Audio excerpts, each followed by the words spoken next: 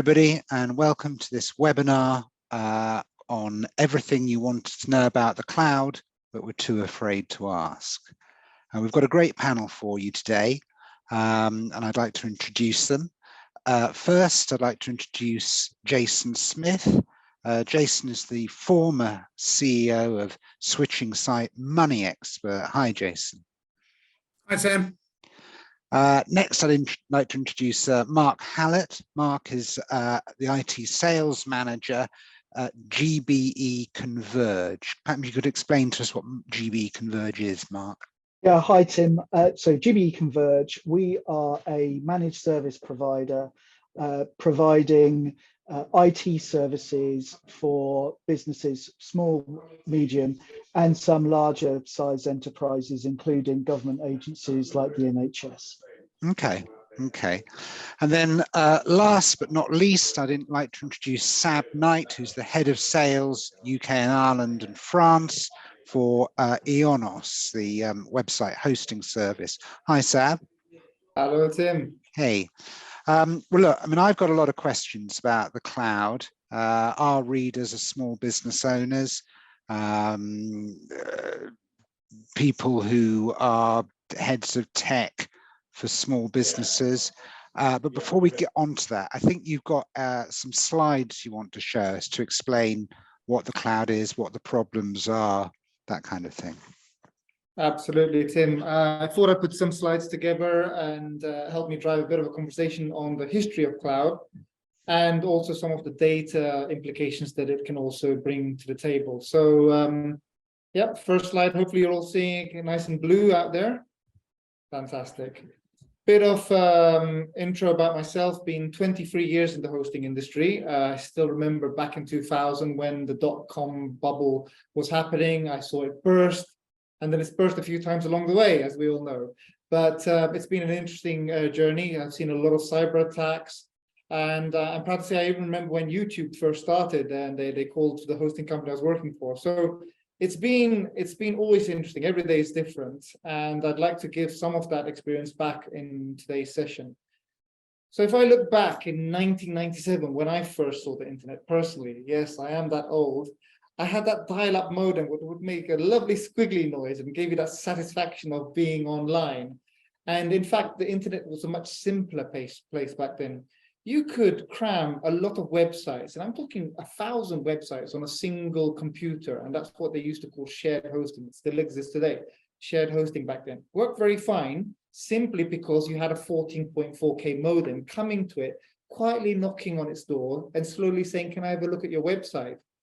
And as we saw the progression of the internet come along, the problem started to appear when you had ADSL lines back in 2000. Now we had 2 megabits a second. That's very different than a 14.4K modem. And that created a problem for people that had websites of what was known as predictable and unpredictable traffic.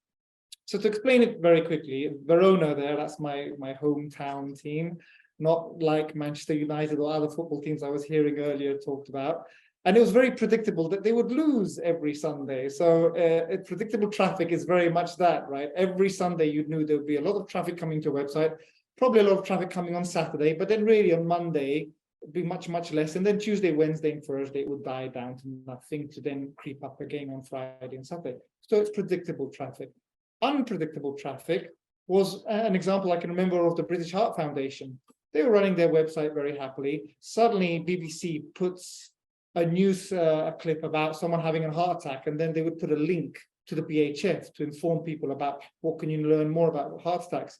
Bang, out of the blue, suddenly BHF saw tons of traffic coming to it. It did not know it would happen. Their website was down at probably what was the most critical time. They would have wanted lots of visitors seeing their website. And that's why predictable and unpredictable traffic became a problem with faster internet. So it's something I always talk about when you got to think about hosting, etc. And the other thing I talk to clients about when they're thinking about cloud and service providers out there is about lock-in. If you build something that's around someone else's platform, you can get tangled in, you can get stuck into it. And as you grow and become bigger, you need to expand. It becomes a nightmare for you if you build your technology on someone else's platform. In fact, when we think about a website, we think it's just a website, www bbc.co.uk. No, behind the website, there are thousands of moving pieces quite often. And it's like a car, right? You're sitting in that car and just steering the wheel. You don't think about all those pieces behind it. So when you do look at a website, you need to start breaking it down. The way IIS works with your database, the way your database works with your app tier. Don't want to complicate it on this call here, but it's something to think about. And that's where you think, I'm going to build a website. I'm going to build it offline on my laptop. It all works nicely on your laptop. But you got to think when you're developing it, it can work. When it's operational, you don't want to see that picture, right? I mean, that girl's just looking at that and went, you try to do the electric work yourself. So think of always using professionals when you build things, because disasters happen usually when you're that guy or girl fixing the plumbing by yourself, and then you spend a lot more calling the professional in to actually fix the work you've broken. Now, let's talk about cloud then, why we're really here. What is cloud? Is it that? Well, if you go to Curry's, they'll tell you that's cloud, right? The word cloud is thrown at everything and anything nowadays. And in fact, even a hard disk that you can stick onto your router could be the cloud because it's connected to the internet. So let me make it a bit more complicated for you. Cloud then gets broken down into this. On-site, YAS, PaaS, SaaS. Oh my God, what are all these words? On-site means you've got it in your building, you've got it in your room. That Synology, that QNAP that you've got that can run a website, that's in the cloud. What is YAS then? Infrastructure as a service. That means now you're offloading that to someone else. I'll explain a bit more in detail in layman terms in a second. PaaS means now you're just running your application on it. Someone else is kind of taking care of everything else. And SaaS, well, basically the whole thing runs. You're just putting your username and password in and it's working. Still confused? Okay, why don't I show you this example here? Think of pizza as a service. Yeah, if you think of pizza as a service, tradition on-prem, you got your oven, you're making your own dough, you're putting your own ingredients in, you're doing it yourself. That's when you're running that server on your prem. Infrastructure as a service, you're borrowing someone else's kitchen now. You're taking all the ingredients with you, but you don't need to worry about the cooker, the gas bill and all that. You just want to go somewhere, cook something, see it's cooked and eat it. What container as a service, platform as a service, function as a service, software as a service, just takes it into those more complicated steps. Now, why we need to be careful about container as a service, platform as a service, function as a service, software as a service, you are not getting tangled in. You're getting yourself locked into someone else, you see, because now you're using their fire. You don't know how to light it up or it's already lit up. So you're going to that cooker, it's already lit up. If you're going to platform as a service, they're giving you the pizza now. You just bring the beers, the friends, and have a chat. Function as a service, as you can see, now they're even supplying you the beer. Just bring your mates and have a chat. Oh my God, software as a service, they're even supplying you the friends now. You got into an awkward conversation there, right? Because you're dealing with people that you've never spoken to before. So please see this webinar just as a planting a seed for you to do more investigations on about this terminology that's confusing people in the cloud even more. What I will take you down is to the basics. What is public cloud and private cloud? What is right and when? Okay. Dedicated and single tenant, that's known as private cloud. It means you own it. You're renting it from a cloud provider, but you own what's inside it. You're not sharing it with anyone else. So you could think of renting a detached house. That's probably the best way of putting it. What is public cloud? Well, now you are renting a condominium in a very big building. So you still own the apartments, albeit you're leasing it, but you don't need to worry about the caretaker, the people that do the gardening and all that. So you're offloading that part to it as well. And we'll have a discussion afterwards with Jason and Mark a bit more in depth about why and when are good use cases. But typically what I will always say is that dedicated is good if you know what you need. Predictable traffic, I go back to my very early slide, that's why I brought it up. And predictable traffic means you've got the 5 kids and the wife and you know how big a house needs to be. Whereas unpredictable traffic is, let me get an apartment, I'm by myself now, I just need a room and a kitchen. Oh, look, I'm just getting married now. I need a bigger apartment. Oh, my God, where have these kids come from? I need a bigger apartment with more rooms. Now they've gone to university. I need a smaller apartment. So us dads are smiling at that because we know the pain. Right? That public cloud element takes that scalability into consideration.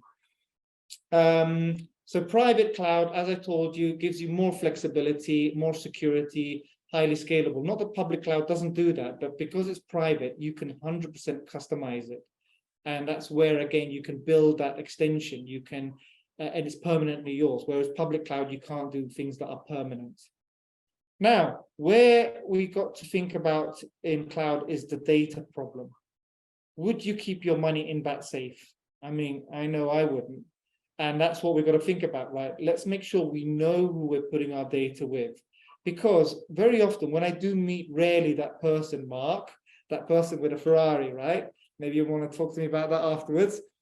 You ask them, what tires do you have on your Ferrari? Oh, they'll know about the engine. They'll know about how much horsepower it is. But typically, no one knows what tires they've got on their car. And if you do, well, okay, that's an interesting conversation to have. But isn't the tires the most important part of your car? Think about it. If your engine breaks, who cares, right? It'll just go by lay-by. But if a tire breaks at 200 miles an hour, you're probably going to die. And that's why I'm saying hosting is like the tires of your website. Though sometimes it may seem unimportant, it is what keeps your website online all the time. It is what keeps it secure. It is what keeps it available for users. So do have a think about the tires of your website. Now, the other thing I wanted to introduce everyone to is this other word, Web 1.0, Web 2.0. Oh my God, now we're Web 3.0. I've already told you about YAS, PaaS, SaaS. Now I need to talk to you about Web 1, 2, and 3. So again, this initial kind of webinar is just to give you all a bit of an idea of where to think about, where to think you are today, where you're going to be in the future. Why? Because we can see from the early 90s to where we are today, Web 1.0 was very, let's say, static environments. They would give you some searches and you would have to look through it. Now we're seeing 1.20 is letting you interact. It's letting you create your own web page on Facebook. It's letting you book things online. It's clicking something on Uber and within 5 minutes, you've got a taxi down below. 3.0, we're hearing metaverse now, right? Where you can go into virtual worlds, where you can meet people, friends that are thousands of kilometers away and play chess with them. So as a business, keep up with the times, because what I have seen, I should say Blockbusters, Netflix, that should make you already think where I'm thinking. If you don't keep up with the times, then you will end up being like Nokia and Ericsson, where they didn't go with a smartphone technology. And now, you know, market leaders of 20 years ago are hardly heard of anymore. So keep an eye out on Web 3.0. It is something you need to be thinking about. This gives it a bit more detail around the context of what I just said there. So 1.0 basic websites, HTML, e-commerce, Java. For those of you old enough to remember Dreamweaver, you could create your own Web 1.0 website. Yeah, we thought, wow, I'm ahead of the game. Web 2.0, your website now needs to think about interacting with social media. TikTok, which I know I hate, my daughter's always on it, but that's the reality of today's generation, right? They are always connected. Global internet access. Don't think you're a UK company just for UK businesses. There are many UK companies I know that sell to Japan because they like Twinings tea or whatever. Web apps. Make sure that you're creating apps for mobile phones so people can interact with your website. No one's ever too small to go ahead with this. And data monetization. Your most important asset, you don't realize sometimes, is your client base. It's your content. It's how you're developing that. Web 3.0, let me plant the seed. NFT, people are now selling little blocks of an image. How crazy we've become, right? Metaverse, people are creating their online stores in the metaverse. So people virtually walking down a high street. COVID have obviously accelerated that world now, can go into your shop and see what your wares are as if it was a brick and mortar shop. Blockchain, we've heard about that, right? The Bitcoin and AI, artificial intelligence. Let's not talk about that film Terminator, right? And Skynet. But I'm sure we're not there. Let's hope we don't get there. But it is something you need to start planting into your businesses, even if you're an SME, because that's where we're going. It's here. It's a reality. It's growing fast. Be part of it. And now, the most important part I need to talk to you about. Data protection. And by the way, sorry if I'm a fast speaker, so I'm sure Tim can pass you my details if you want to go into a bit more of these points afterwards. But data protection is key. It's what makes and destroys companies. Why? Okay, let me caveat this. I'm not a lawyer. Okay, but this is all facts that I found on the internet that I can share with you. GDPR, it's been around since 2018, but I still get that kind of swear word with some people. It's like, what the is GDPR? Essentially, it's been brought on by governments to make sure that you as a person are protected by someone else owning your data, your address, your email, your phone number. Think if your son or daughter's details were exposed without your knowledge early on in life, you don't even want like that as a parent. So that's the same situation as a business. You need to protect your client's data. And what can happen to you? You can get fined up to 20 million or 4% of your annual global turnover. I mean, for someone like IONOS now, we're talking the hundreds of millions that we could get fined. Every business gets affected. It's not like PCI if you're using credit card transactions. This is you as a business. This is you if you have a forum and people are signing up to your forums. You need to think about anything that you're doing with what's known as PII, personal identified information, is relative to this. Is it old news? You know, it's back in 2018. Well, all the time people are getting fined in different countries by different companies, you know, British Airways, etc., Marriott Hotel.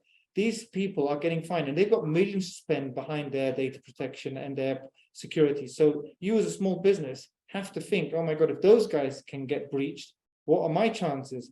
Less so because you're probably not branded, but still it's something you need to take into consideration. And if we look at why breaches happen, the most common one is hacking. So security. And that's why, you know, we as IONOS, as a cloud provider, always tell clients, please, please, please take an MSP, you know, managed service provider, at least for the beginning, at least let them teach you, at least let them harden your environments. Because if you get hacked, that is basically what's known as negligence, because you didn't take due process. So make sure that negligence is not part of your business plan. And look at all these names down there, all common names. You do not want to be one of them anyway showing up. Now, if we look at some of these hacking stories that I've seen in my career, Ashley Madison, I trust most of you, if all of you don't know what that website is, yes, it's about having affairs. Yeah, so that's why I'm sure none of you have an account with them, but they got hacked. And it did cause lives to be lost. I mean, if you do research on Ashley Madison, people committed suicide because of the disgrace they felt about being known that they had affairs online and they were part of that membership. So, yeah, you got to take into consideration that as well, lives. Home Depot got hacked, 56 million customers. Do you know the Cleanup Act American Express, Visa, and MasterCard had to do after that, with all those credit card details being leaked out there? Yahoo got hacked. And that's why Google became a lot more prominent. If you lose trust in a brand, you lose trust in a brand, okay? It's 3 billion, let that sink in, 3 billion accounts. So that is a scary fault. And Sony, if you know the story about Sony, when they got hacked and all the letters they were writing about actors and actresses and how they underrated them, please do read up on that. It's a very fun, interesting read what happened there. Can't remember the lady's name, one of the famous actresses, but she wasn't that impressed about what Sony wrote about her. Now, GDPR and the Cloud Act. That's another thing people don't know much about. I will run through these slides very quickly. The Cloud Act is something that the US adopted in 2018, coincidentally around the GDPR time. And what they said is that they wanted access to data. I'll explain. We all love our privacy, right? So if we're hosting with American companies, we know our data is safe because they have the US Safe Harbor Act between the EU and the US. Not really. Back in 2015, it was thrown out by the European Court just because of the amount of holes it had in there. So that became invalid. The US said, sorry, guys, we'll come out with a privacy shield. That will protect your data. Bit of a track record going on here. 2020, that got thrown out of the EU courts, again, for so many breaches and so many holes in it. So not good enough. In the end, what did the Americans do? They just brought out the Cloud Act and said, you know what? We're just going to have access to the data if we need to do an investigation. And that, as I said, now has been going on for 5 years. Microsoft was where it all started when they had to hand over data from an Irish data center hosting Office 365 emails. And there was an investigation on a criminal fair point, there's a criminal investigation going on here, handing over that data, but still criminals do have rights. And however, under GDPR, it should go through a UK court or a European court. It shouldn't just be the US coming through the back door using an American cloud service provider to get access to that data. So is this real? Go into Google's own transparency report. This is not something that I've created. This is, as you can see from the link that I intentionally copied as well, that's how much data they can show you that's being requested by US investigations, going up and up and up. And look, since the Cloud Act in 2018, how that's just rocketed up. It's not just Google, though. I mean, look, they're also for their enterprise customers that they have on their cloud. They're also being very transparent about how much they've had to hand over. Microsoft's very much in the same position. They're being transparent again about how many requests get asked for investigation. 45,000 requests. And that's just in the last 6 months of 2021. That's why quite often when I talk about this, people are very surprised, because part of the Cloud Act is as well that if someone is under investigation, the cloud service provider is not allowed to disclose this to the end user. They have to keep it secret for keeping the investigation controlled. AWS, similar situation, as you can see. So even when you're doing your shopping on Amazon and buying those DVDs and books, they can telltale all that if they're under investigation as a person. We can also see that it attracts press. So the French decision to have Microsoft host health data is still attracting criticism. You don't want to be that company that has that kind of news press. Recently, we're talking December, not many people know about this, Microsoft 365 has been banned for German schools and actually also France recently as well. So the big question is, when could something happen about cloud services being banned for certain companies? So ultimately, the US Cloud Act is really a catch-22, as some lawyer, serious legal, has just said there. One of my clients one day told me, actually, you know what, the day of the global providers ended. Today it's all about local data jurisdiction. And in fact, if you want to host in Scandinavia, they want you to be hosting in a Scandinavian data center. Let's not even talk about Switzerland, right? If you're hosting Swiss data, it has to be in Switzerland. So the same goes, if you want to be safe, use a European provider to host European data. It's very simple. Gaia X, another seed I want to plant, that's a European initiative to make sure that European data is protected by using European providers just to play it 100% safe.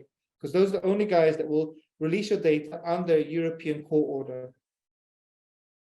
In fact, this is one of our clients. They love to publicize 100% data sovereignty guaranteed. I'm just planting there to say, if you want to put it on your website, one nice selling point against maybe a competitor, and you say you are 100% data sovereign, that's always a good thing to tell your clients. Same thing for another provider. They talk about Nextcloud. They offer something similar to G Suite. And they talk about, hey, if you're going to use emails, Word documents, etc., then you can be guaranteed it's data sovereign there. We have done a white paper about this if you want to know more about the legalities of it. I had another 20 slides to show you about that, but I know Mark and Jason would have killed me, and Tim would have probably just switched me off. So I'm happy to say that's the end of my slide deck. I trust it was useful, and now at least we can have a bit of a chat together. So I will try and get rid of these slides, but you guys carry. Do you know how to do that, Tim? Sorry, I don't know how to stop these sharing. Well, let me have a look.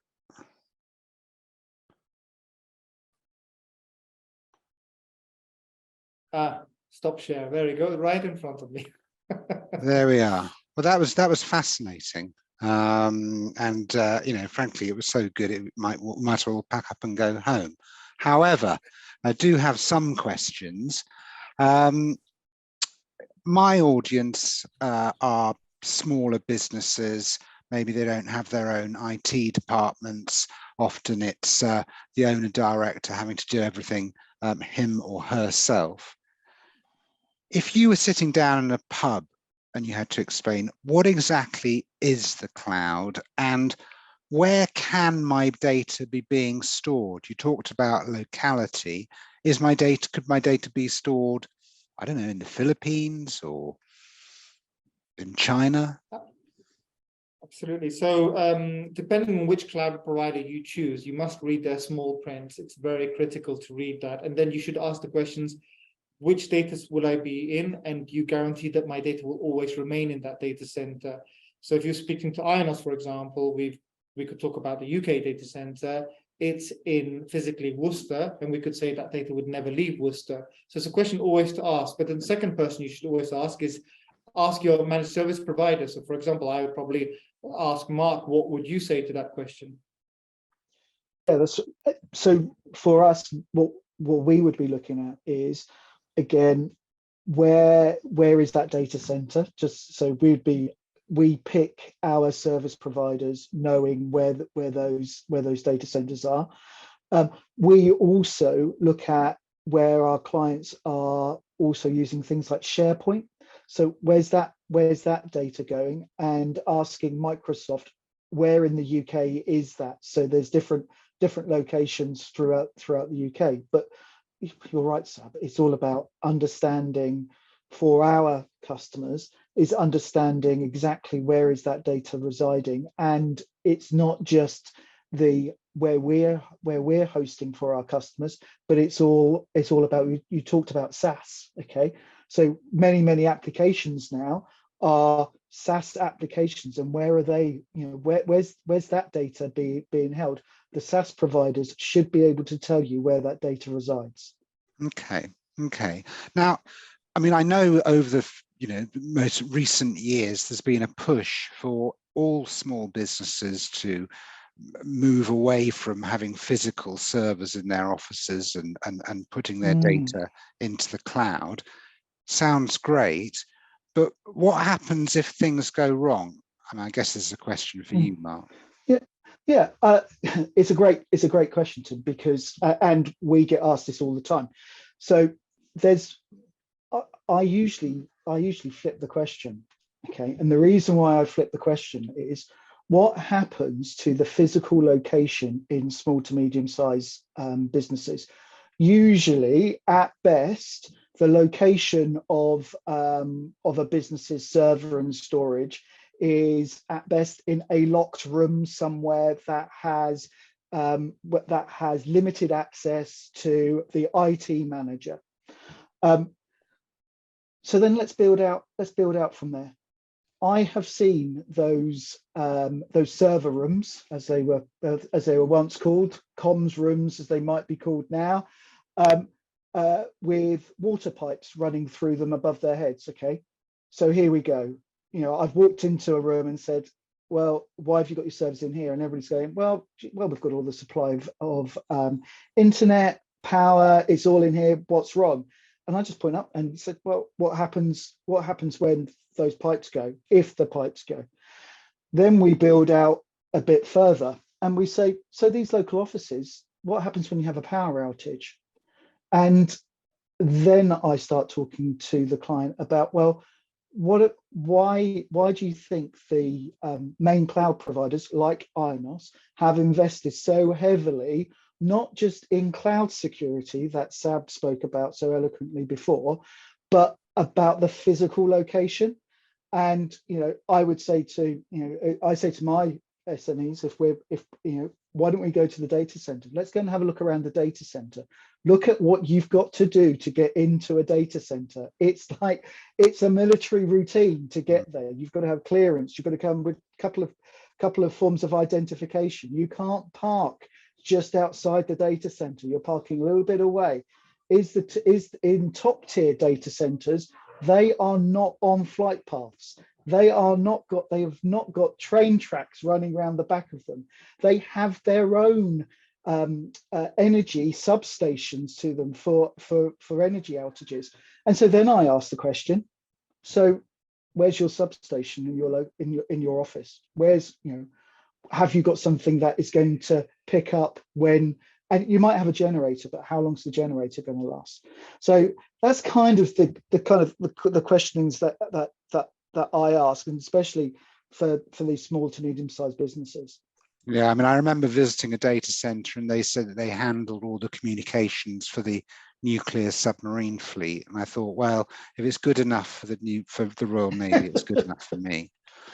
I think that Jason, I think you've got experience of moving a business's data needs onto the cloud. Can you give us a kind of a real life case study? Yeah, so I mean, we very much had that kind of physical presence that Mark was discussing there. So we had our server room, our comms room, our data center all on site.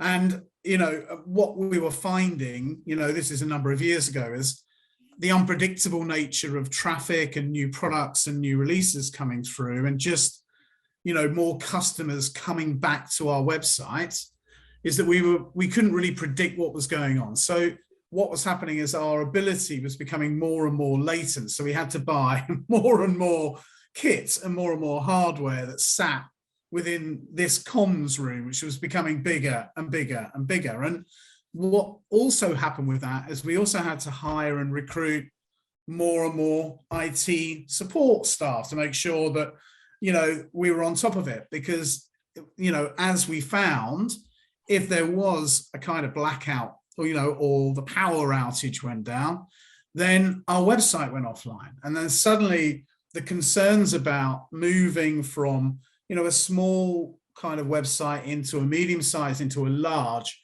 we then had to start to think about planning. And, my checklist around all of that is very much what Sab was talking about earlier, which we were looking at speed, how quickly will our pages load, reliability, so the downtime that you need to look at, what can we get a 99.9% uptime, and never going to be 100%, unfortunately. Whatever anyone says, that's not true.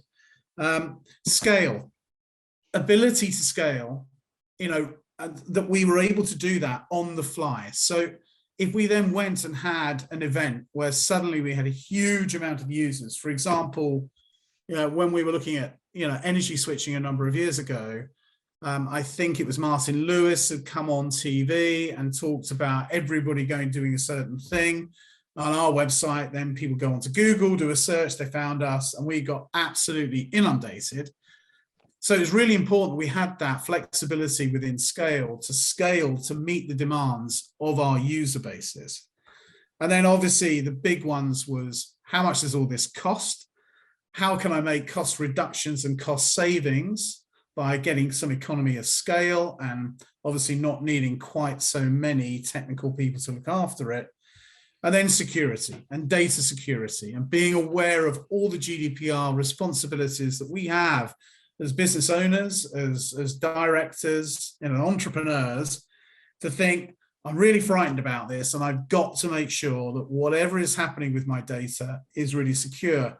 And I'll add to a point around location and local hosting within the European environment. What I certainly found when I was at Money Expert is that we would have a number of key corporate partners who we were distributing their products via our platform. And they really, through their due diligence, were insistent that where data was being housed and stored had to be locally. We couldn't be porting this offshore. And so even now, to do business with some of the biggest players out there, they will insist actually that your data is being secured and stored in a local environment. So it is actually business critical to think about those types of things. And a lot of times you only really ever find out after the event that, oh my goodness, I really should have thought these things through. So, that little checklist that I've run through there, I think for all small businesses and entrepreneurs, it's just really, really important, because unpredictable nature of traffic, the security of data, reliability and speed. And so when looking at a provider that can do all of this, and they've got a UK data center, I think as a business owner or director, you can then feel comfortable and secure that you've made the right decisions for now, but you're also future-proofing your business to grow and flourish in the future. Okay, we're just staying with that, future-proofing your business to grow and flourish. A lot of my readers are small business owners. They've set up their own websites, probably if they're e-commerce businesses selling over the internet, set up their websites using well, off the shelf template type website builders that could be a company that sounds like Circle or well, you know where I'm going. At what point as a small business do I know, you know what, I need something more than something I buy kind of off the shelf with pre-packaged modules? What is the point at which I need to build my own website because my business is growing? Maybe this is a question for all of you. Yeah, I mean, from my perspective, I think that's always a very difficult question to answer because it's so personal to that particular business to when they want to make that leap. But I think you get an indication of, I suppose, how desirable your products and services are pretty quickly. The great thing is you launch the site, even if it's off the shelf, very, very quickly, you're going to see how many orders are coming through, what levels of traffic are coming through, where they're coming through to that site, so long as you've got, visibility of that. And I think, therefore, as a business owner or a small business, the moment I can start to see that, the plan and the business plan I put together around expectations from orders, revenue, I'm meeting that level of demand or maybe surpassing it. So I've been pleasantly surprised. I think for me, that will be the natural point where I'm exceeding or on plan for my business plan and growth plan. And if that's the case, and I'm comfortable in and around the level of orders that I'm getting through and revenue being generated, I then want to take more control over the assets that I own, especially my website and my traffic and my data, and making sure then security as well, because the more orders that are coming through, the more data you'll actually, and I get probably more and more concerned about that. So I think then, if you're looking at a sort of 6-month plan and you're on plan or above plan in 6 to 9 months, I then seriously start to think about, okay, let me take a little bit more control over what's happening here, both in terms of where I'm securing and owning the assets within my business, my data and my website and my security. Okay, so and that's my own personal thing. So Sab, what do you think? At what point should you take back control, to coin a phrase? It's a very good question. And to Jason's point, it's something I've seen very often in my career here. If you think of a startup, it's usually 2 guys, 2 girls meet in a pub, have an idea, put it together, build a website, and they're using their own money, right? And that's where you need to be very careful how you're spending it. And then there's 2 things that can happen. They either let it just live a life of its own and grow organically, or they start seeing the sales go on, they get an investor in, and they want to start advertising, they want to start pushing traffic to the website.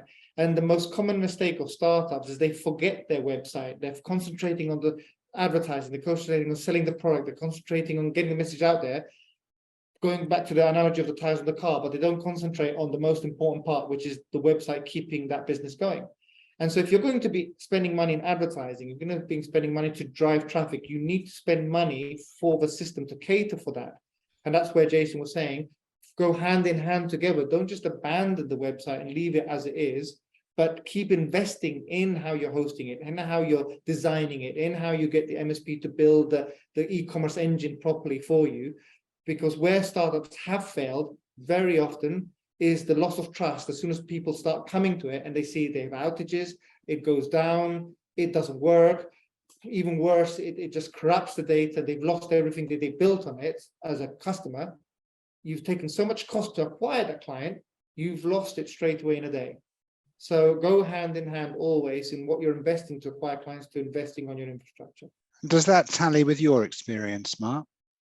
I think both comments from Sab and Jason actually are in line. And one of the things that I think is really key is understanding the metrics. So understanding the visitor metrics, seeing how many people are, not just engaging with the website, but how many people are bouncing. So that could be an indication that actually we may be looking the same as others because we've got this off-the-shelf product. And it's at that point that it becomes more of a commercial decision to keep those visitors engaged, which means that, hey, we've got an identity that we want to portray. We've got part of that identity with this off-the-shelf product, which is great, and they serve a massive purpose and help so many businesses. And some businesses just stay with the off-the-shelf because it works.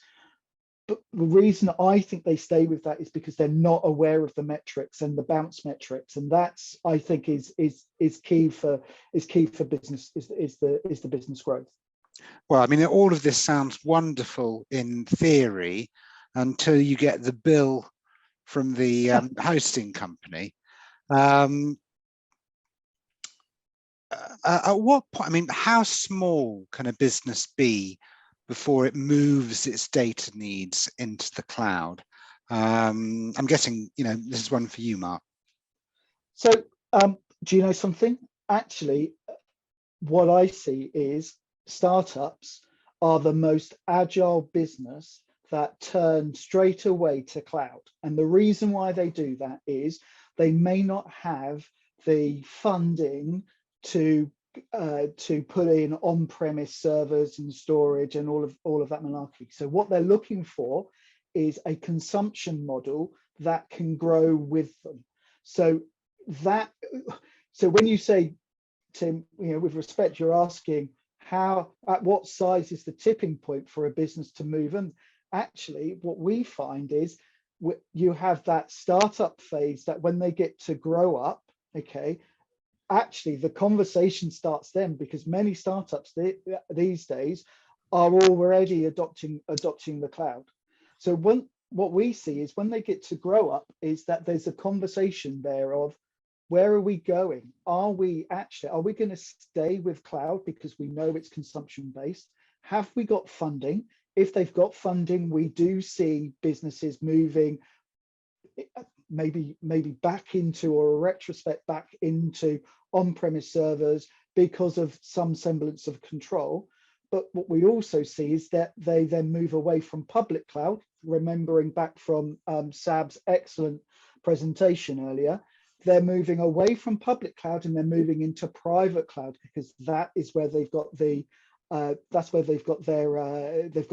gaining more control. So yeah, actually, I think the startups these days, they're the ones that are hitting the cloud straight away. Interesting, but I'm guessing from a small business owner's perspective, one of the attractions of cloud hosting is that it is a pay-as-you-go model, and you don't have that initial capital expenditure, because let's face it, kit is expensive. I think that is absolutely true, and that's the reason why many businesses will engage in the cloud. However, what my advice is to read the T's and C's of any hosting agreement that you go into, because a lot of hosting providers will tie you in or entice you into deals that are 3 to 5 year commitments. That's what they want. That's how they're generating. That's how they're generating their income. Their multipliers are all based on that committed revenue spend. Whereas if you look at the providers that are giving you good pay-as-you-go rates, okay, it means that you're agile enough to move. And when you're ready to commit to that longer term investment, that's the point to do it. So it's a kind of, there's a health warning there, Tim. I mean, I would agree with that.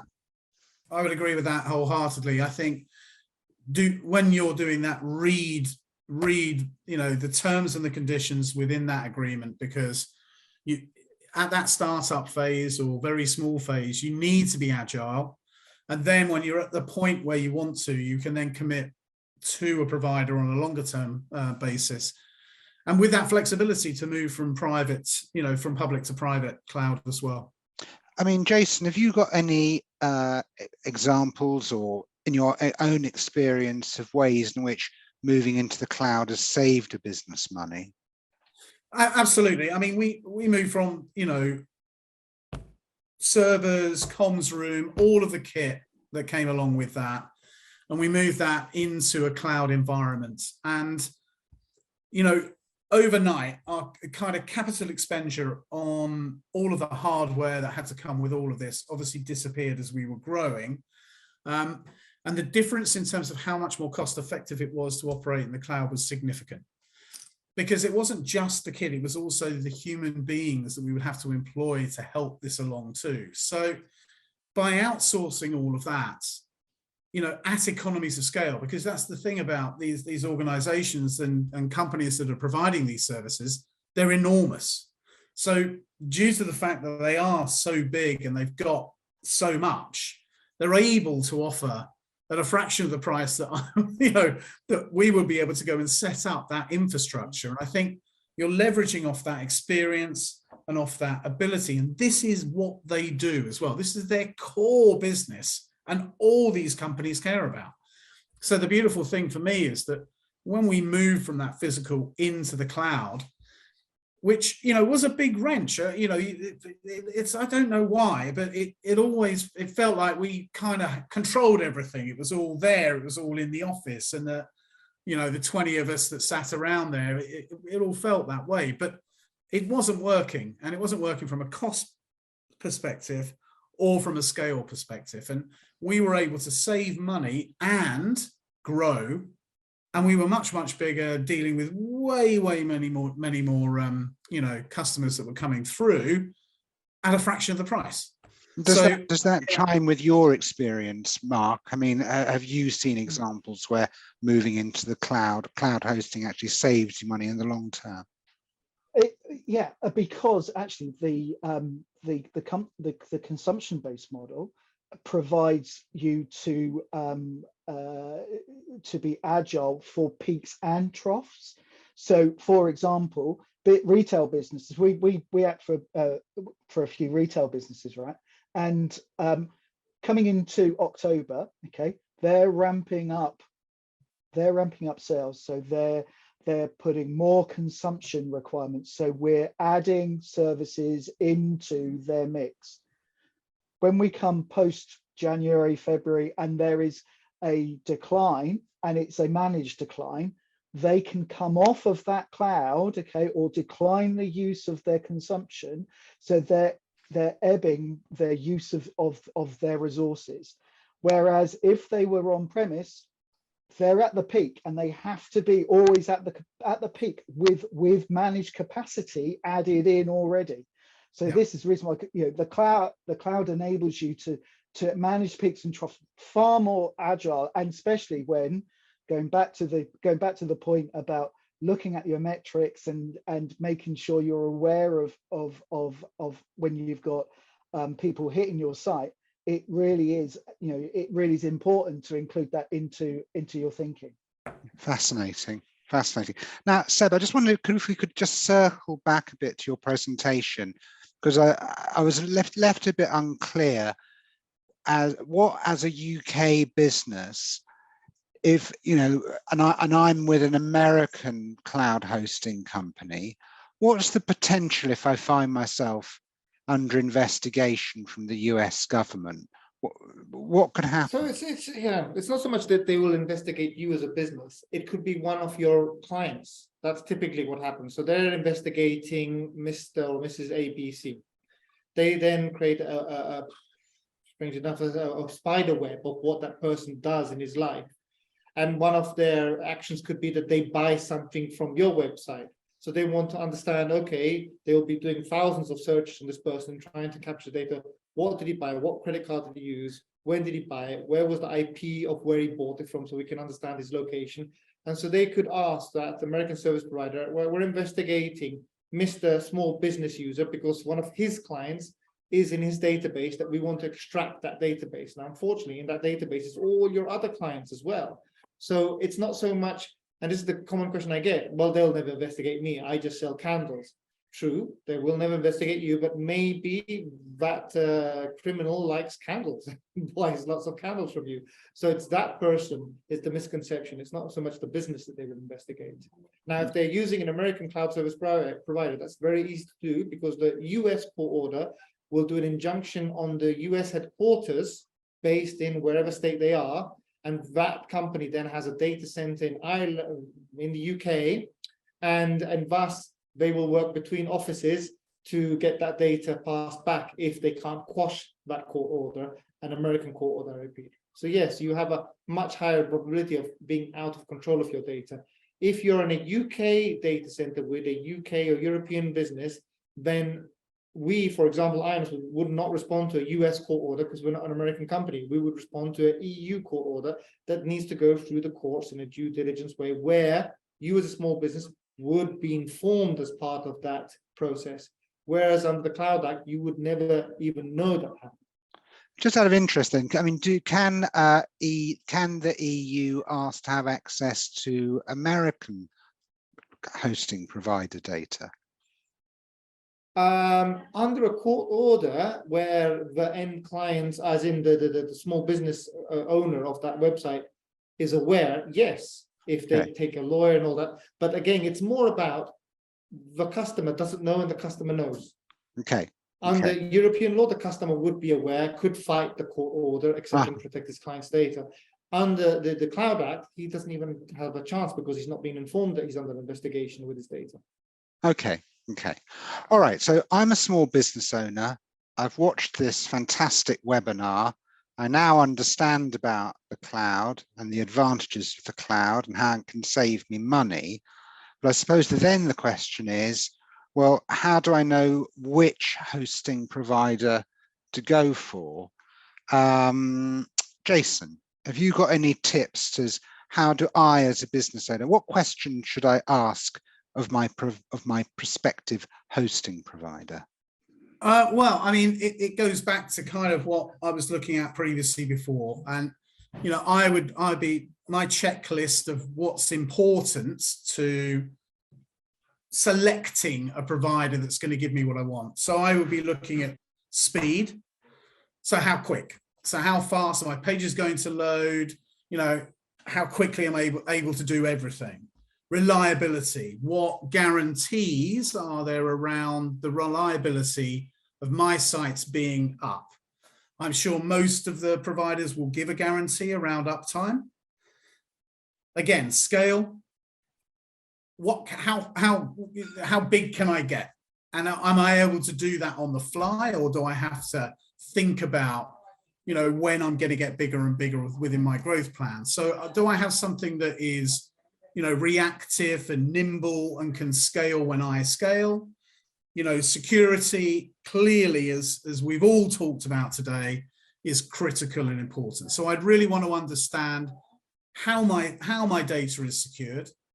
You know, what certificates they have, you know, so are they cyber essentials, all of these things you might hear about, what's involved, what's included, what isn't included, you know, and then I would then obviously look at cost. So what is the different cost, what are the different prices, and how do those different prices work through? So I apologize, there's some people just coming on the background, so I do apologize for that behind me. So reliability. The wonderful things of train strikes and having to be at home. So reliability, scale, security, speed, security, yeah, and then cost. Yeah. Okay. Okay. Well, listen, I am conscious of your time. I want to thank you all for being a brilliant panel and for answering the questions I've had in my head. So thanks again. You've been fantastic. And here's to next time. Thank you.